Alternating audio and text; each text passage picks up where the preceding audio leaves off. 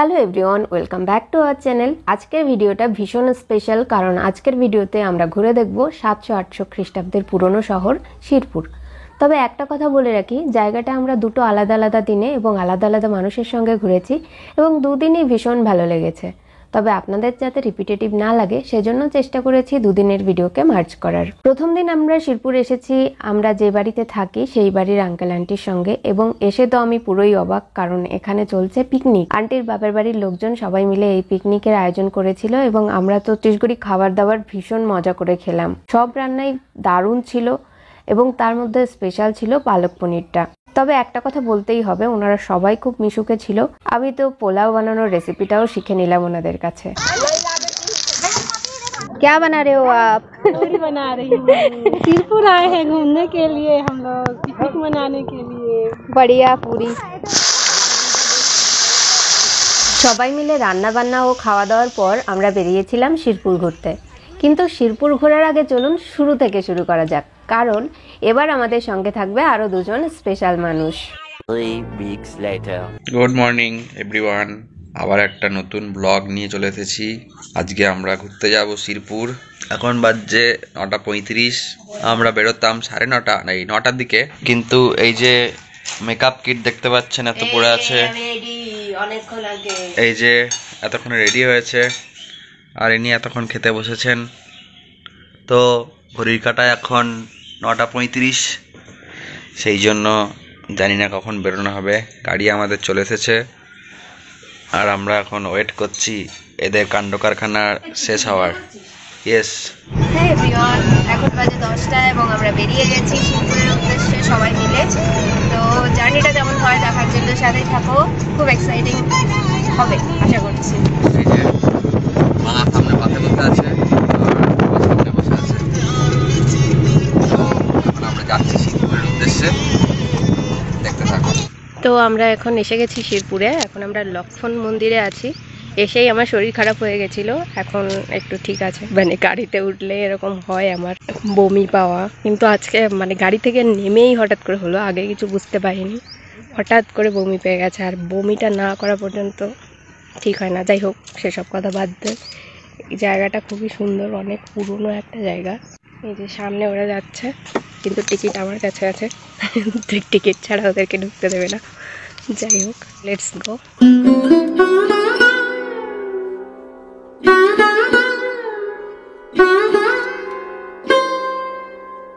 और ये जो ईंट है ना अलग अलग साइज का है, कहीं कहीं कई ईंट बहुत लंबा है, कहीं कोई ईंट छोटा है। अब लग रहा है सारा सोशल साइंस पढ़ा रहे हैं। लग रहा है आप सोशल साइंस पढ़ा रहे हैं, अच्छा लग रहा है। सोशल साइंस तो पढ़ा रहे वही तो मैंने इसलिए बोला। ये बीच वाली मूर्ति चोरी किया और इसके उस समय यहाँ पर कोई ताले नहीं लगे, दरवाजे नहीं थे, और ओरिजिनल चूहे पे पूरा आई जैसे पूरा चमक रहा है। और ये सेम पत्थर में बना पर इधर भरभरा दिख रहा है, तो हाथ में छू के थोड़ा सा चमक। এই যে জিনিসগুলো, এগুলো সব বেলে পাথর দিয়ে তৈরি, এই জন্য এখানে বসতেও বারণ করে, মানে বসলে ক্ষয় হয়ে যাওয়ার একটা চান্স থাকে, এই জন্য। তো এর ভেতরে আছে তো শেষ নাগের অবতার লক্ষণ ছিল বলে ওইটাই হচ্ছে লক্ষণের মনে হয় মাঝখানেরটাই।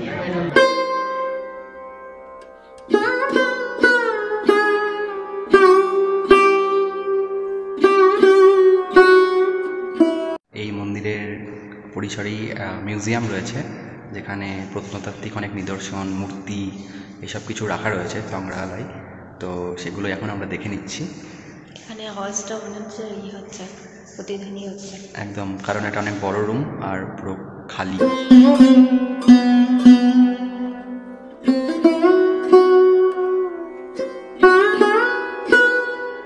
এই যে দেখুন একটি গজমূর্তি, কিন্তু এটা শুধু যে একটা হাতির চিত্র তা নয়, এর সাইডে রয়েছে আরো অনেক সূক্ষ্ম কাজ। এটা দেখে ভাবতেই অবাক লাগছে যে এত পুরনো একটা মূর্তি এবং তখনকার যুগেও কত কত নামি গুণী আর্টিস্ট ছিলেন যারা এইসব তৈরি করে গেছেন।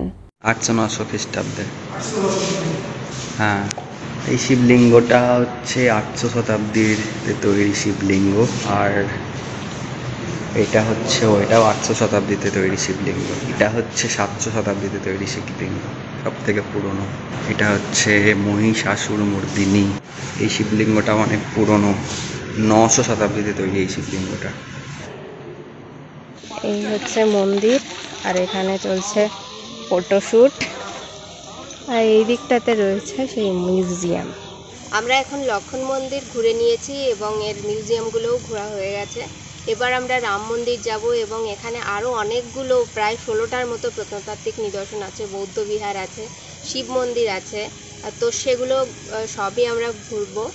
এখানে আরেকটা বিশেষ আকর্ষণ হচ্ছে গন্ধেশ্বর মন্দির, সেখানে যাব। গন্ধেশ্বর মন্দিরের একটা কাহিনীও রয়েছে, সেটাও বলবো। তো সবাই সাথে থাকো আর দেখতে থাকো।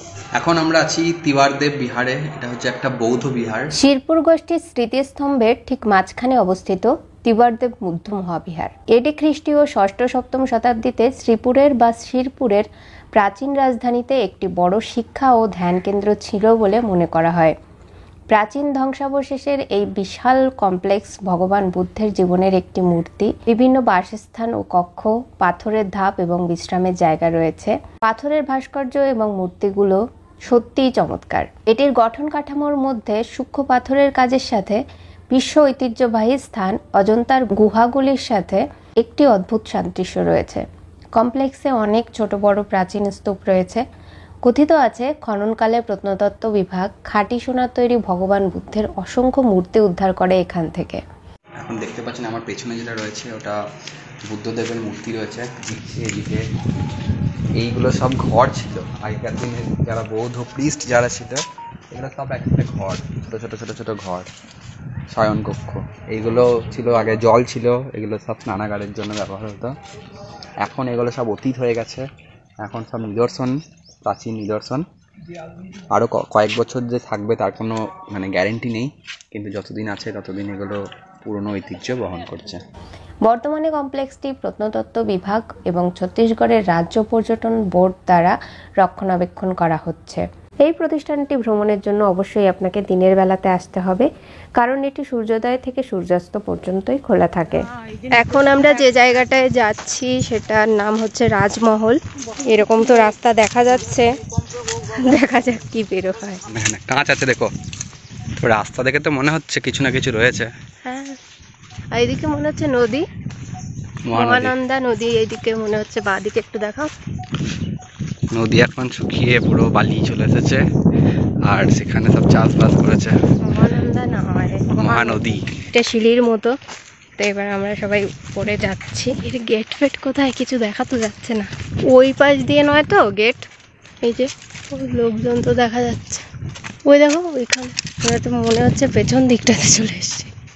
বা এদিকে তো দারুণ সবজি ক্ষেত, দেখে তো মনে হচ্ছে না এদিকে গেট আছে বলে। স্মেল। ওদিকে নেই তো গেট, এখান দিয়ে যাওয়া যাবে না। আমরা রাজমহলে কিছু দেখতে পেলাম না, তাই ফিরে যাচ্ছি এবার। এটাই রাজমহল, তো বাইরে থেকে একটু দেখে নিলাম। তো এটা হচ্ছে রাজমহল।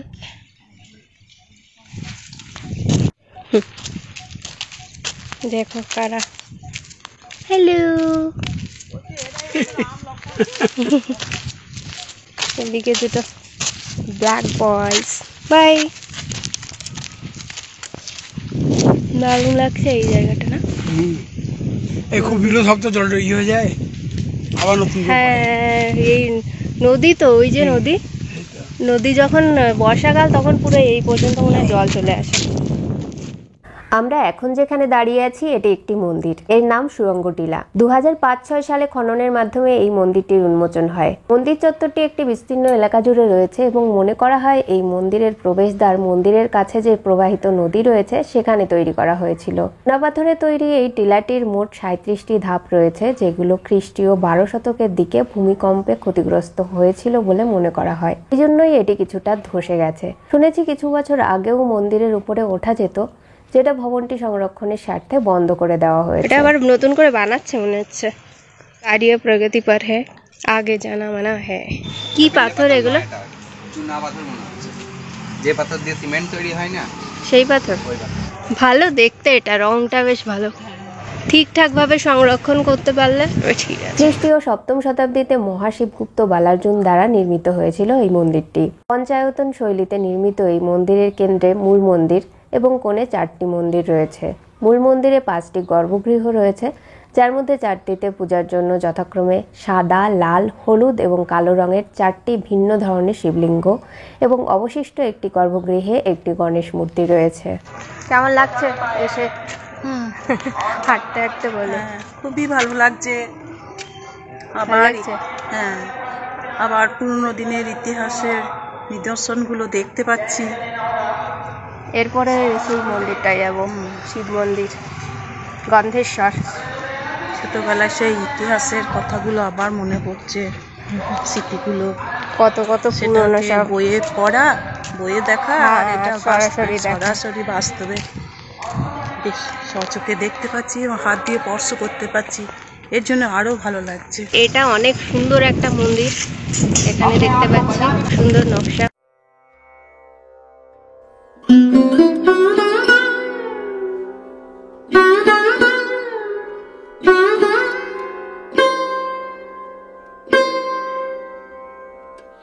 रामेश्वर महादेव मंदिर।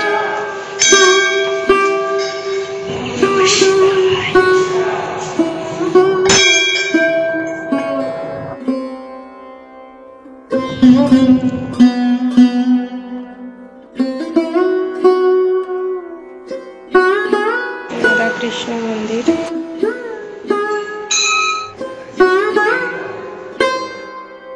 এখন আমরা চলে এসেছি সেই মন্দিরে যেটার কথা শুরুতেই বলছিলাম, গন্ধেশ্বর মন্দির।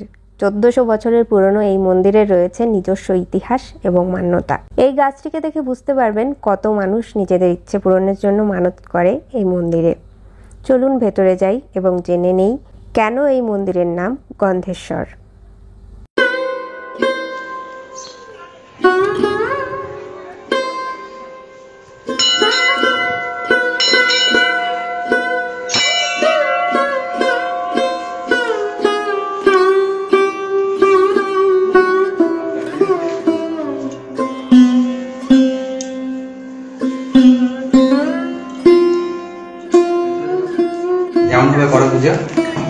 इस मंदिर का क्या खास बात है, थोड़ा बताएंगे?